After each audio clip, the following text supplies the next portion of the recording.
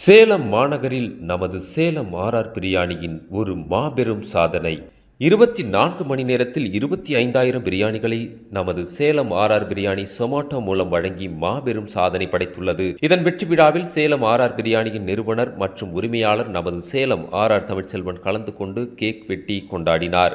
இந்த வெற்றிக்கு காரணமான நமது சேலம் ஆர்ஆர் பிரியாணி ஊழியர்கள் மட்டுமல்லாது 24 மணி நேரத்தில் 25,000 பிரியாணிகளை வாடிக்கையாளர்களிடம் மின்னல் வேகத்தில் டெலிவரி செய்த சொமாட்டோ ஊழியர்களையும் அதன் நிர்வாகிகளையும் பாராட்டியும் வாழ்த்தியும் பேசினார் நமது சேலம் ஆர்ஆர் தமிழ்ச்செல்வன் அவர்கள்.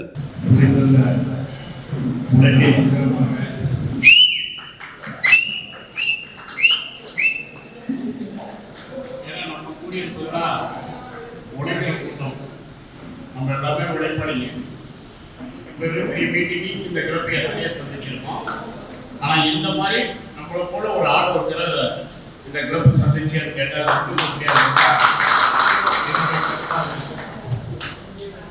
ஒவ்வொருத்தரும் நண்பர் தம்பி நம்மளுடைய சிகினுடைய மேனேஜர் மேலாளர் ஜெம்பாவுடைய மேலாளர் அறிவிக்கும் போது பல கோரிக்கைகளை வைத்தார்.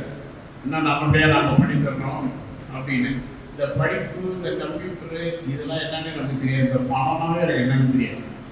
இதுவரைக்கும் பணத்தை நான் பாயிண்டில் வச்சதே கிடையாது. கண்ணாலையும் உட்காந்தது கிடையாது. ஆஃபீஸுக்கு போனது கிடையாது.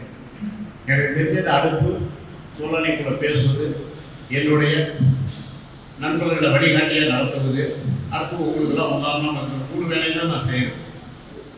அதுபோல் அந்த வாழ்க்கையில் விஷயங்களை தெரிஞ்சுங்க. உங்கள் உழைப்பை சாதாரணமாக மதிப்பிடாதீங்க. நிறைய உங்கள் குடும்பத்துக்காக செலவு பண்ணுங்க. உங்களுக்காக தொழிலாளிக்காக வாழுங்க. அங்கெல்லாம் நீங்கள் வேணும்னு சொல்றீங்க. நல்லா ருசிச்சது, நல்லா கொடுத்தாங்க, நல்லா பீஸ் சாப்பிட்டாக்கு புசு பசுன்னு இருந்துச்சு, அரிசி சாப்பிட்டா இருந்துச்சுங்கிறாங்க. ஏன் என்ன தெரியுமா நினைக்குது? எத்தனை பேர் நெருப்புல கத்து போயிட்டாலே நினைக்குது. 200 தொழிலாளிகள் நினைச்சு இதுக்கு ஏதாவது ஒரு மிஷின் கண்டுபிடிக்க முடியுமா? குடிச்சுக்கிறது என்ன கேட்க எனக்கு தெரியும். நீங்க பீஸ் வந்துருச்சுன்னு எடுக்கிறீங்க. என் தொழிலாளிகள் கால் முடிக்கிறீங்க, கை தலை முடிக்கிறீங்க, கண் பார்வை போய் அந்த புகையில நின்று செய்யறோம்னா எவ்வளவுமே இந்த உலகத்துல தெரியாது. ஒரு சில வந்துக்கிறாங்க, கேட்கறாங்க, கமாண்டு போடுறாங்க. இப்படி அரசியல் பேசுறாங்க. ஹோட்டலுக்கும் பிரியாணிக்கு வந்தது எங்க கூட்டம்ல. நான் அப்படி கேட்கணும்னு நான் சொல்றேன். ஹோட்டலை பத்தி பேசுறேன், பிரியாணி அண்டம் பேசுறவங்களுக்குலாம் அறிவு இல்லை. ஹோட்டலோட நிறுத்துக்கடா. ஹோட்டலுக்கு பிரியாணி வந்த கூட்டம்லன்னு சொல்றேன் அரசியல்வாதிகள். எப்படி இருந்தாலும் இந்த பிரியாணினா அவ்வளவு ஈஸியா போச்சு.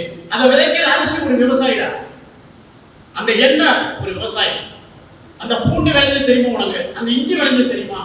குடிக்கிற சாராயத்தோட உப்பிட்டு பேசுறீங்களா? அந்த உழைப்பு தெரியுமா? ஓட்டர் எப்படி ரெடியாக போய் பாரு, எத்தனை மிஷின்னு என் பிரியாணி ரெடியாக என் பேட்டரி வந்து பாரு, என் பொருளாதார வேறு மூலியம் எந்த அளவுக்கு இருக்குது. இதெல்லாம் ஒரு நாடு, ஒரு நாடு இவங்கெல்லாம் நம்பி அந்த மக்கள் என்னையே குறிப்பிடும். 1947 சுதந்திரம் அடைஞ்சி இன்னைக்கும் பல கிராமங்களுக்கு வெளிச்சந்த ரோடு இல்லை, தண்ணி இல்லை. இவங்களுக்கு பேசுறாங்க ஹோட்டல் பிரியாணி. ஹோட்டலை பேசுறா, பிரியாணியை பேசிடாதீங்க. நார்கள் உங்களுக்கு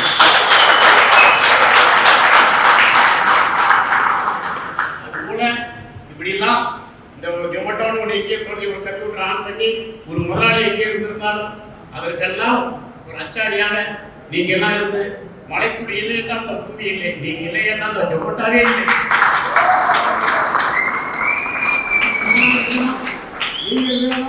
நமக்கு உழைப்பு இருந்தால்தான் அந்த நிறுவனமே. அதே போலதான் சேலம் ஆர்ஆர்.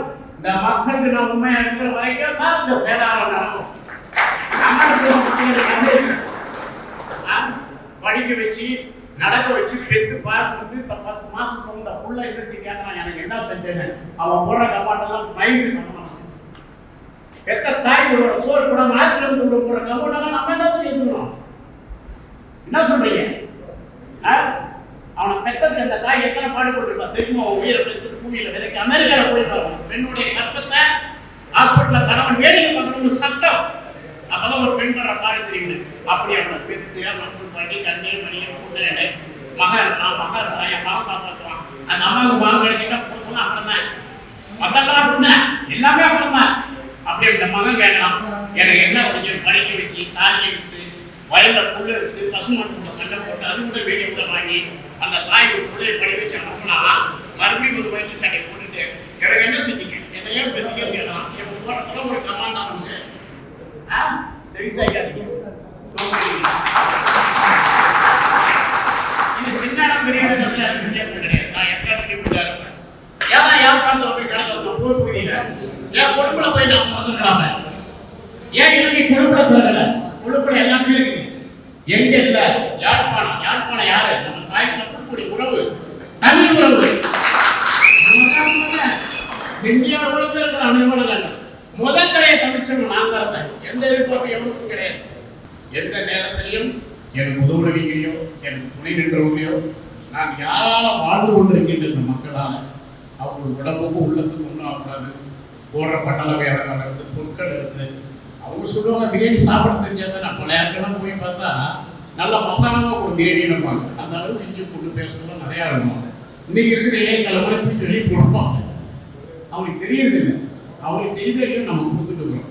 இந்த ஆறாம் பிரியாணி மாதிரி ஒரு பணம் எந்த பிரியாணிக்கும் இருக்க நீங்க நல்லா பாருங்க. எந்த கடைகளோட நுழையும் போதும் சரி எந்த பாசனை பிரிக்கும் போதும் சரி அந்த அளவுக்கு அதில் மூலிகை பொருட்களை பட்டம் லவங்கம் ஏலக்காய் இஞ்சி பூண்டு தக்காளி வெங்காயம் மல்லி புதினா மஞ்சள் எலுமிச்சம்பழம் கழுகு கல்லுப்பு இத்தனை அளவிற்கு இத்தனையுமே உடலுக்கு அந்த அவசியம் தெரியும் தவிர மற்றது அனைத்துமே உங்கள் அதிக உறுப்புகளை தூண்டப்பட்டு உங்களை வாழ்க்கைய நலமண்டலத்தை விரிவுபடுத்தி இணையத்தில் இருக்கிற கொழுப்புகளை அடுத்து நம்ம ரத்தோட்டத்தை தண்ணியாக்கி சுறுசுறுப்பாக ஆக்கி வைக்கக்கூடிய உணவு தான் பிரியாணி.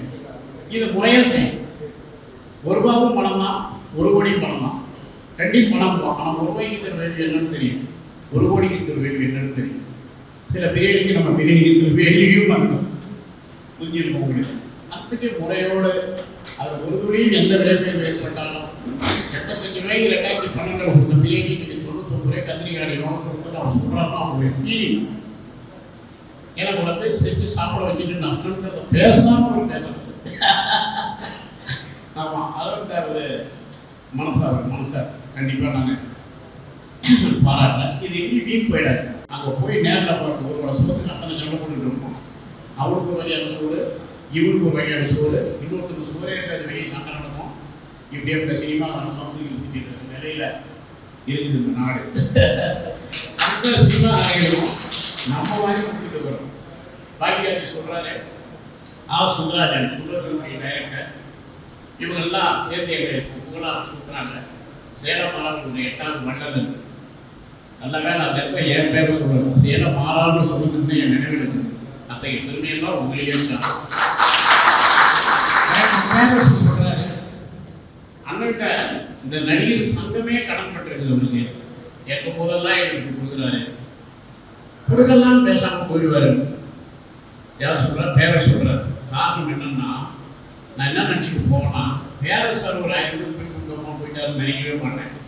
ஏதாவது குறிப்பாக அப்படியே வந்து பெண்கள் 1000 பேர் சாப்பிட்டது ஒன்றுமே கொடுக்கல. சொன்னதை விட கொஞ்சம் கொடுங்கன்னு சொன்னாங்க, அதையும் கொடுக்கல அப்படிமா. இப்போ நான் போய் சொல்லுவேன், சாப்பிட்டது 1000 சாப்பாடு பேரரசு இல்லைப்பா, 1000 வயிறு சாப்பிட்டுருக்குது.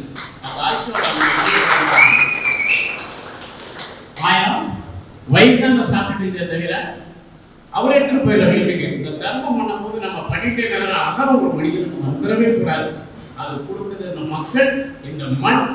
நம்ம உழைக்கிறதுலாம் உழைச்சதுலாம் நல்லா பண்ணா இல்லையே, எங்கேயோ ஒரு நட்சத்திரம் நம்ம துணிக்கிறோம். அதை தான் நான் சொல்ல வரேன். தர்மத்துக்கு கைமாற எதிர்பார்க்க கூடாது. அது உண்மையாகவே கூடாது. அது ஒரு நடிப்பும் கூடாது.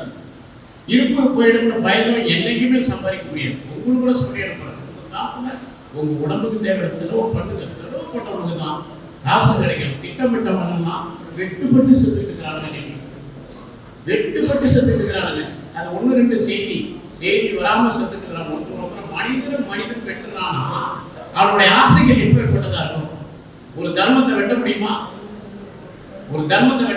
நினைச்சா கூட நிறுத்த மாட்டான். உதாரணமே நான் தான். முதல்ல நம்மளுடைய இன்வெஸ்ட்மெண்ட் பணத்தை யார் சம்பாதிச்சா? இந்த பிரேக், அது ஒரு பேப்பர், அது ஒரு அடையாளம் யார் கொடுத்தது?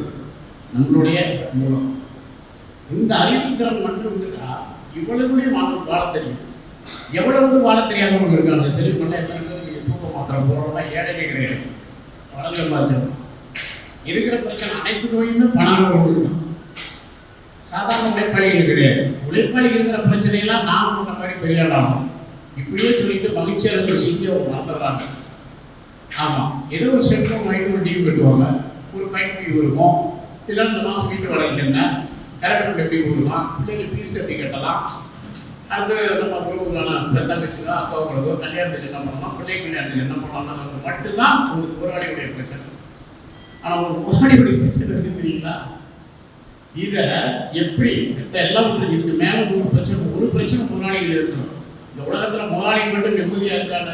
தயவு செஞ்சு அன்பு உழைப்பாளிகள் யாரும் மகிழ்ச்சி அடைகிறாங்க.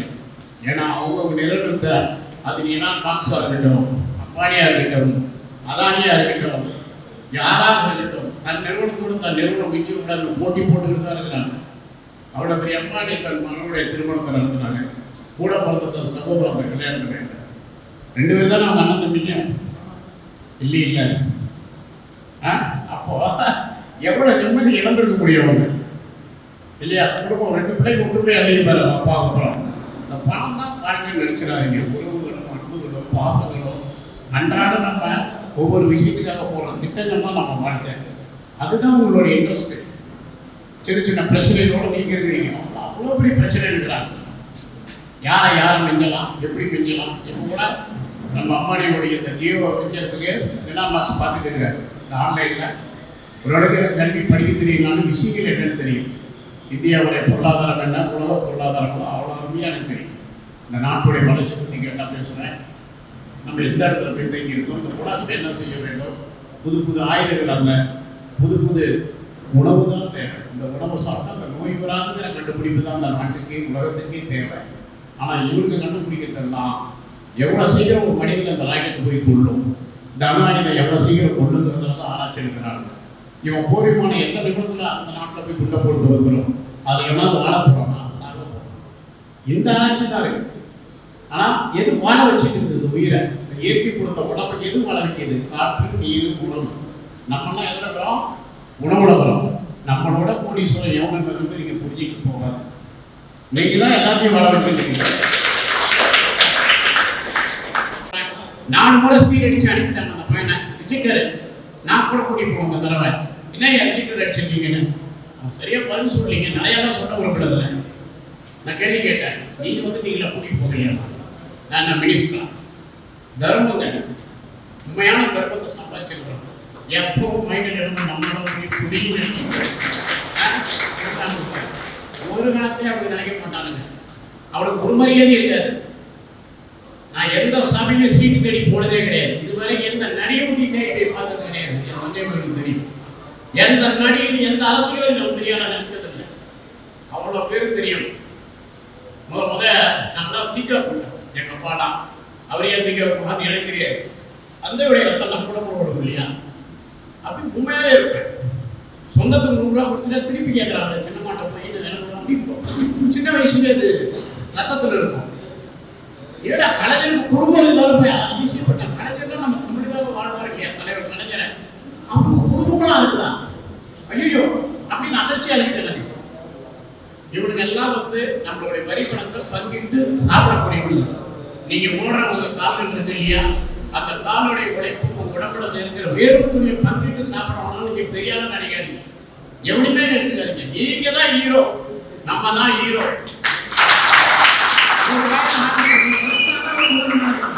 எவனாலையும் குடும்பம் நடக்கூடாது.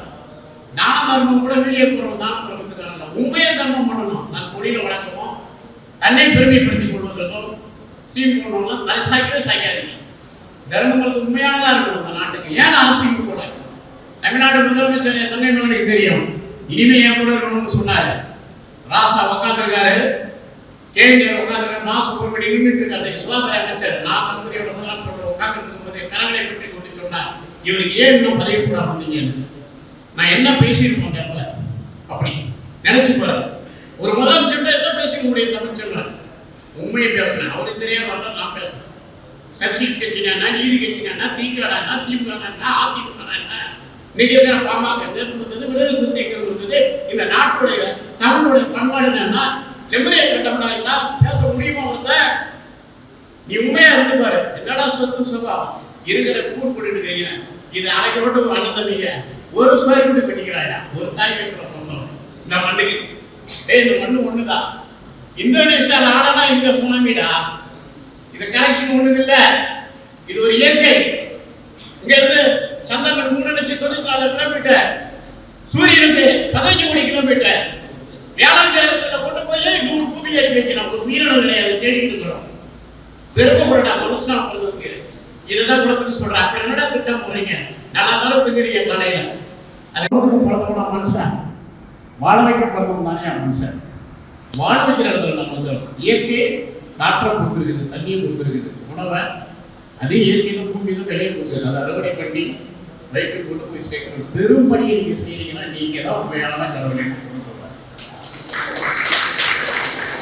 மனிதன் வாழ வைக்கக்கூடிய விஷயங்களை செஞ்சுட்டு இருக்கீங்க. பெருமைப்படுங்க, உங்களை கொண்டாடுங்க. உங்களை நீங்க நினைக்க நாமே கூட நின்று உங்களுடைய உண்மையான மனசை உங்களோட கூடி சொல்லுங்க. ஒண்ணுமே இல்லை, நான் இன்னைக்கு இதை சொல்ல மாட்டேன். இன்னும் சிக்காகோல உலகத்தமிழ் மாநாட்டில் மேம்பாட்டில் நடக்கும்போது அங்கீகாரம் தான் பேச போகணும் பற்றி. அடுத்த மாதம் 21-22 கல்லூரிகள் மாநாட்டில் 100 நாடுகள் கலந்து கொண்ட மாநாட்டில் நம்ம உரையாற்றுறேன்.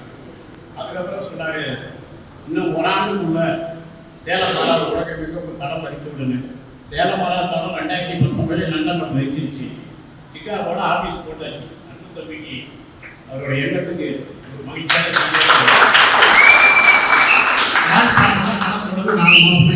நானூறு கடைகள் தரக்கூடிய விஷயங்கள் நடந்து கொண்டிருக்குது. குவைத்தில் முதல் நாள் 3 கடைக்கு ஒப்பந்தம் போட்டு அட்வான்ஸ் அக்ரிமெண்ட் கொடுத்துருக்காங்க. ஒரு தடவை ஒரு ஆண்டு தொடங்கி விட்டது.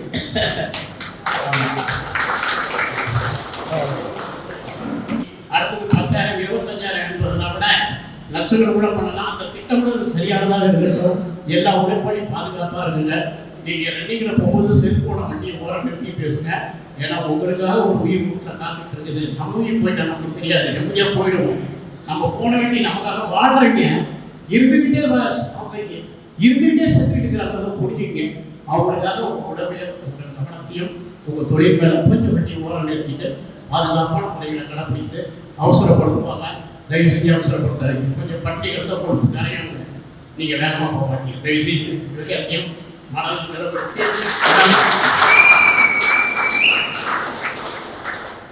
இன்னும் நீங்க மேலும் மேலும் முன்னேறி நல்லபடியா வரட்டும். ஜொமேட்டோ எனக்கு வரி வைப்பது பற்றி நான் கவலை கொள்ளவில்லை. எனக்கு வரிய வேணாலும் விதிங்க. எனக்கு லாபமே கூட எல்லாம் போட்டோம். உங்க போராளிகள் நல்லா செய்ய என்று கூறி